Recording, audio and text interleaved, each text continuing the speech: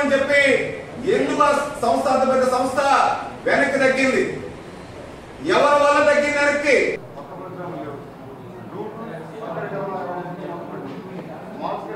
మీకు మీకు మీకు ఉత్తరాంధ్ర మీరు చెప్తాను, సమాధానం చెప్తాను. అద్దెలు వాళ్ళే కట్టేవారు, ప్రభుత్వాలు భరించేవి.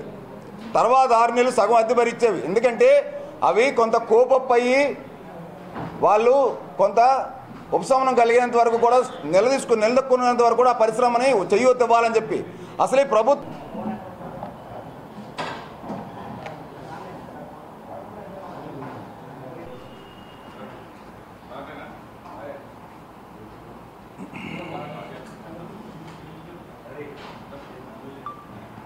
ఈరోజు పాత్రికేయుల సమావేశానికి విచ్చేసినటువంటి పాత్రికేయ సోదరులు, ఎలక్ట్రానిక్ మీడియా ప్రతినిధులు, కెమెరామెన్ సోదరులు, ఫోటోగ్రాఫర్ సోదరులు అందరికీ కూడా పేరు పేరున హృదయపూర్వకంగా కృతజ్ఞతలు తెలుపుతా ఉన్నాం. రాష్ట్ర ఐటీ శాఖ, పరిశ్రమల శాఖ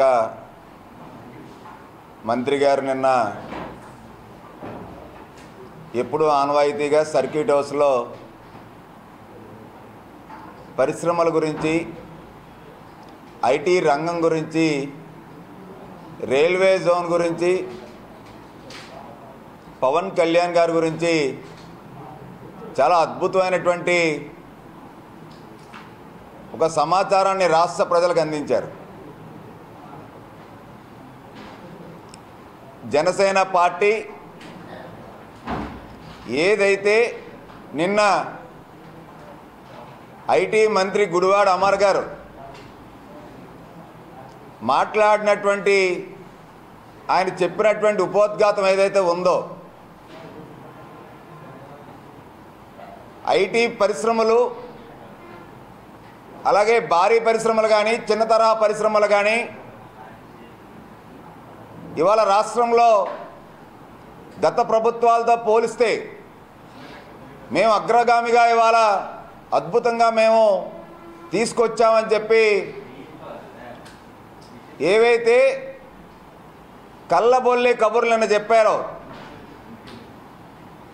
మేము బహిరంగ చర్చ సిద్ధమని ఏదైతే గుడివాడ అమర్ చెప్పారో, జనసేన పార్టీ మంత్రి గుడివాడ అమర్ యొక్క ఛాలెంజ్ని పూర్తి స్థాయిలో స్వాగతిస్తూ ఉంది. ఐటీ రంగం భారతదేశంలోనే 9.2 వృద్ధిలో ఉంటే పక్కనున్నటువంటి తెలంగాణ రాష్ట్రం 31% అభివృద్ధిలో ఉంది ఎగుమతుల్లో. మరి మన ఆంధ్రాలో ఐటీ పరిశ్రమలు ఎంత వృద్ధిలో ఉన్నాయి? 0.14. నక్కకి నాగలాగా అనుకున్నంత తేడా ఐటీ రంగంలో ఇవాళ ఆంధ్ర రాష్ట్రంలో అంత అట్టడుగున స్థాయిలో ఉంది. అంటే ఒక్క స్టార్టప్ కంపెనీలే 100కు పైగా మూతపడిపోయినాయి. ఉన్నటువంటి కంపెనీలు మూతపడ్డం, పెట్టుబడులు పెట్టడానికి ఎవరో ముందరకు రాకపోవడం, ఈ అరాచక పాలన, దోపిడీ పాలనకు భయపడి పెట్టుబడిదారులందరూ కూడా వెనక్కి వెళ్ళిపోవడం రాష్ట్ర ప్రజలందరికీ తెలిసిన విషయమే కదా. 700 మంది ఉద్యోగస్తున్నటువంటి ఏదైతే ఐబిఎం కంపెనీ ఉందో, ఆ ఐబిఎం కంపెనీ కాస్త సాగనంపింది ఈ ఐటీ మంత్రి కాదా? హెచ్ఎస్బిసి 3500 ఉద్యోగాలు ఉన్నటువంటి హెచ్ఎస్బిసి కంపెనీ ఎవరి వల్ల ఇవాళ విశాఖ నుంచి తరలి వెళ్ళిపోయింది? 3500 ఉద్యోగాలు ఉన్నటువంటి సంస్థ విశాఖను విడిచి ఎందుకు వెళ్ళిపోయింది? ఇన్ఫోసిస్ కంపెనీ తీసుకొచ్చామని చెప్తున్నారు.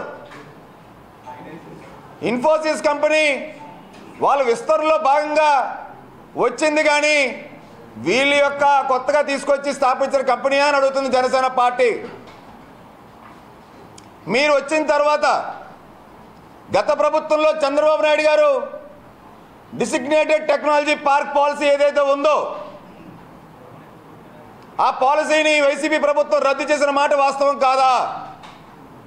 అనేకమైన పాలసీలు ఉంటే ఆ ఐటీ పాలసీలని, పారిశ్రామిక ప్రోత్సాహాలు ఇచ్చేటువంటి పాలసీలని వైసీపీ ప్రభుత్వం ఏ స్థాయిలో అమలు చేసిందని చెప్పి జనసేన పార్టీ అడుగుతూ ఉంది. ఏంటి మీరు తీసుకొచ్చినటువంటి ఇండస్ట్రీస్ ఎక్కడి నుంచి తీసుకొచ్చారు? రాష్ట్ర వ్యాప్తంగా మనకి ఇండస్ట్రీస్కి విద్యుత్ ప్రోత్సాహకం కింద యూనిట్కి పక్కన్నటువంటి రాష్ట్రం ₹1.25 సబ్సిడీ ఇస్తుంటే, బెంగళూరులో ₹1.30 సబ్సిడీ ఇస్తుంటే, ఆంధ్ర రాష్ట్రంలో స్టార్టప్ కంపెనీలకు కానీ ఐటీ కంపెనీలకు కానీ పైసా కూడా విద్యుత్ రాయితీ ఇచ్చిన పరిస్థితి లేదు. ఏ విధంగా ఇవాళ నేను అదాని డేటా సెంటర్ని మేము తీసుకొచ్చామన్నారు. గత ప్రభుత్వంలో 22,000 కోట్ల రూపాయల పెట్టుబడులతో 5 గిగాబైట్స్తో పెడతానటువంటి అదాని డేటా సెంటర్